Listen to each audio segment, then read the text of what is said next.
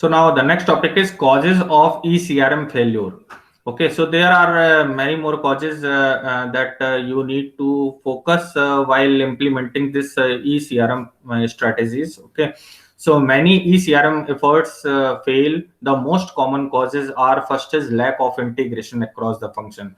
As I have told earlier that if we are working on silos, okay, then the eCRM effort would become ineffective. Okay, तो जरूरी क्या है कि integration की जरूरत है across the functions, means across the organisation. ठीक है, ऑर्गेनाइजेशन के हर एक फंक्शन अगर प्रॉपर्ली इंटीग्रेट होकर के काम कर रहे हैं, then only ECRM efforts would become effective. Okay, so इसके लिए बहुत ज्यादा जरूरी है कि आप जो साइलोज में रहने की अपनी कह सकते हैं थिंकिंग है या जो माइंडसेट है उसको चेंज करें, और ईसीआरएम प्रैक्टिस अप्लाई करते समय आप इंटीग्रेशन पर ध्यान दें। ठीक है, जैसा अभी मैंने बताया कि इन्वेंट्री जैसे ही अब आजकल क्या है, ट्रैकिंग का सिस्टम है, और जनरल जो आपके रिटेल सिंपल स्टोर होते हैं, किराना स्टोर, जो लोकल किराना स्टोर आप देखते हैं, ठीक है, क्या वहां पर इन्वेंट्री ट्रैकिंग इस तरीके से है? नहीं है। ठीक है, कस्टमर गया, कस्टमर के जाने के बाद इन केस अगर वो पर्टिकुलर प्रोडक्ट नहीं है तो उसने बोल दिया कि भाई आज नहीं, कल आना आप। ठीक है, तो पहले वो ढूंढेगा अपनी शॉप पर, अगर वो सेल्फ स्पेस पर रखा मिल गया तो आपको देगा, अदरवाइज वो फिर आपको नेक्स्ट डे के लिए बोलेगा। ठीक है, लेकिन अगर आपको इमरजेंसी में जरूरत हो तो आप क्या करोगे, नेक्स्ट किसी दुकान में चले जाओगे और वहां से प्रोडक्ट ले आओगे। ठीक है, तो that is basically your loss, है ना। आपकी जो सेल, प्रोस्पेक्टिव सेल थी जो होने वाली थी, वो नहीं हुई।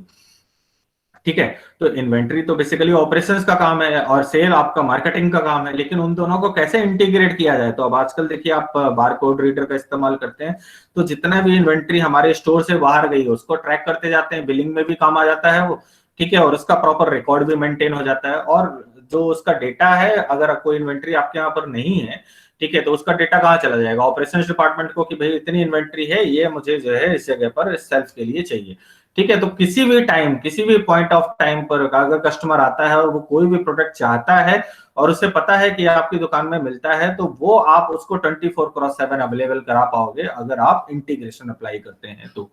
ठीक है, तो दैट इज मतलब main cause of this ECRM failure, कि अगर इंटीग्रेशन नहीं है, प्रॉपर इंटीग्रेशन नहीं है ऑर्गेनाइजेशन के अंदर, तो that will lead to the ECRM ineffectiveness. Okay, next is handling the implementation as strictly as IT function. अच्छा, अब जो इसका प्रॉपर इम्प्लीमेंटेशन है, जैसा आप आईटी फंक्शन डिप्लॉय करते हैं उसी तरीके से आपको ईसीआरएम प्रैक्टिसेस को भी डिप्लॉय करने की जरूरत है।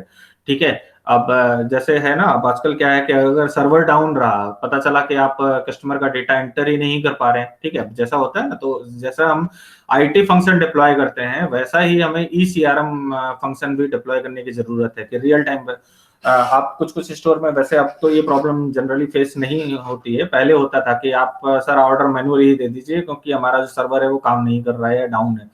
ठीक है, तो उस केस में क्या होता था कि अब फिर बाद में थोड़ा ना आप एंट्री करोगे, या इनकेस अगर आप बिजी हो गए तो पता चला आपने एंट्री नहीं की, और फिर जब आप फर्दर जब की कस्टमर आइडेंटिफाई कर रहे होगे तो वो आप नहीं कर पाओगे। तो basically you need to deploy a proper infrastructure for that ECRM effort. Okay, तो handling the implementation as strictly as IT function, तो जिस तरीके से आप IT फंक्शन डिप्लॉय करते हैं उसी तरीके से ECRM भी जो कह सकते हैं इंफ्रास्ट्रक्चर है वो भी प्रॉपरली डिप्लॉय करने की जरूरत है, with little reference to the enterprise people. Okay, next is implementing promotional and support program that are intended to improve profitability but which are not costed to actually determine profitability beforehand. ठीक है, तो basically जब आप promotional या support programme अपने launch करें तो ultimately जब आप उनको लॉन्च करेंगे तो किसके लिए करेंगे? प्रॉफिटेबिलिटी को बढ़ाने के लिए।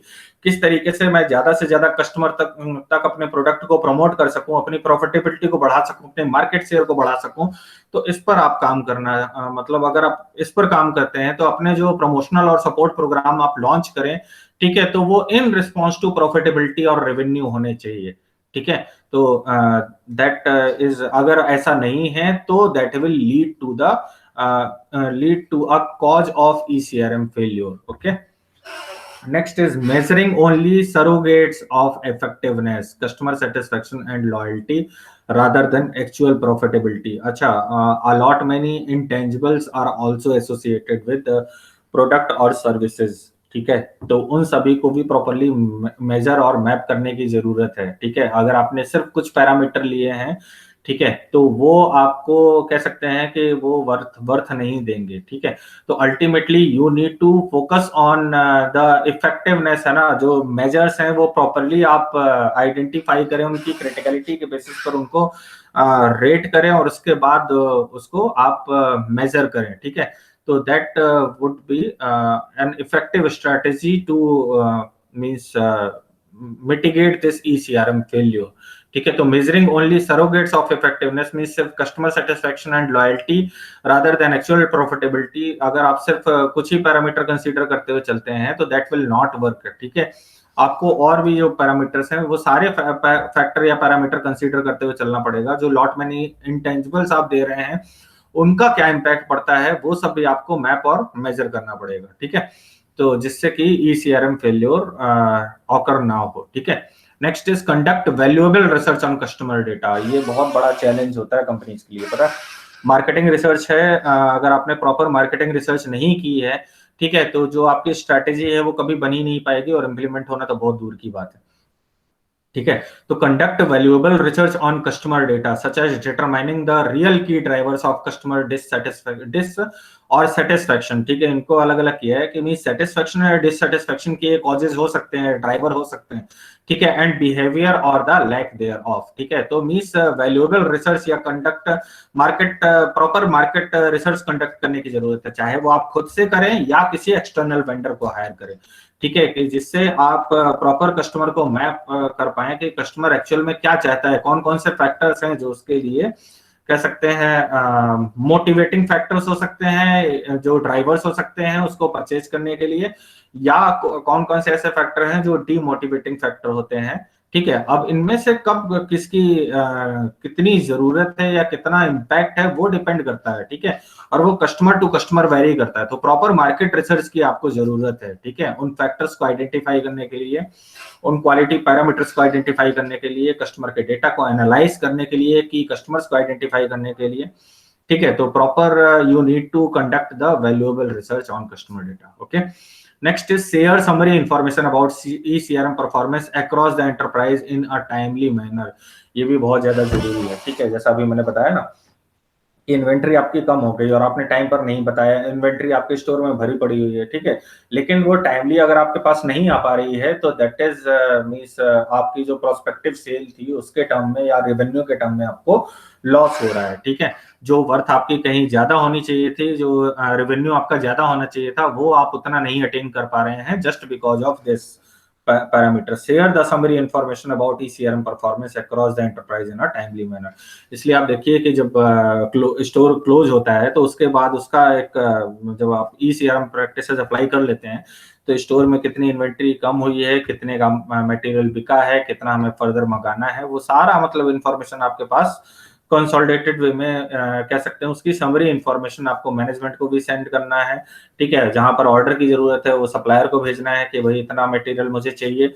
ठीक है, अपने डिस्ट्रीब्यूटर को बोलना है, रिटेलर को बोलना है, तो वो सारी चीजें मतलब आपको जो है ECRM के थ्रू मैनेज करनी है। ठीक है, आप मान लीजिए कार का कोई शोरूम मैनेज करते हैं। ठीक है, अब आपके पास इन्वेंट्री नहीं है। ठीक है, जनरली होता है ना, कार आपको उसके लिए भी रखनी पड़ती है ना, अपने कहते हैं शोरूम में दिखाने के लिए, कस्टमर को टेस्ट ड्राइव के लिए भी रखनी पड़ती है। वो नहीं है, पता चला कि वो तो वो दूसरे किसी वेंडर के पास चला जाएगा। ठीक है, या किसी दूसरे डिस्ट्रीब्यूशन चैनल के पास चला जाएगा, आपके पास नहीं आएगा। ठीक है, तो basically summary of information about the ECRM performance across the enterprise in a timely manner. तो जो भी इंफॉर्मेशन है उसको टाइमली मैनर पर, रियल टाइम बेसिस पर जितने भी आपके स्टेक होल्डर हैं और उनको जो भी इंफॉर्मेशन चाहिए वो शेयर करने की जरूरत है अगर आप ECRM प्रैक्टिसेस अप्लाई कर रहे हैं तो, otherwise it will lead to the ECRM failure. Okay, next is always remember that people are the cornerstone of an effective integrated ECRM system. Engage them, win support and commitment, and where appropriate develop incentives for them to use the system properly. ठीक है, ये इस point के बारे में बात कर रहा है जहां हम कस्टमर को ही सेल्स पर्सन के तौर पर कन्वर्ट कर लेते हैं। ठीक है, आपको पता है ना कि जिस तरीके से हम वर्ड ऑफ माउथ है ना, एक बहुत इफेक्टिव मार्केटिंग स्ट्रेटेजी है।